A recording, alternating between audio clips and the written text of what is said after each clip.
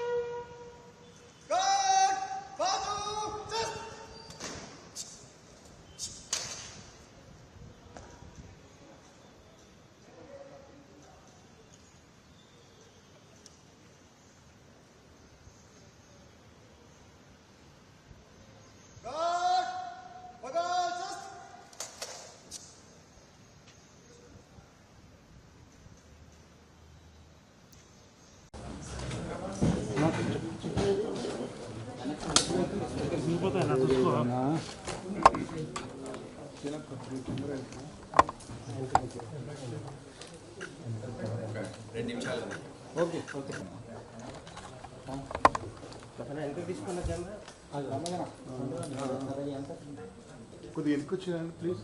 అందరూ కొంచెం వెనకకి రారా ప్లీజ్. బ్యాక్ బ్యాక్ అన్న సార్ టైం ఉంది. ఇప్పుడేం లేదు.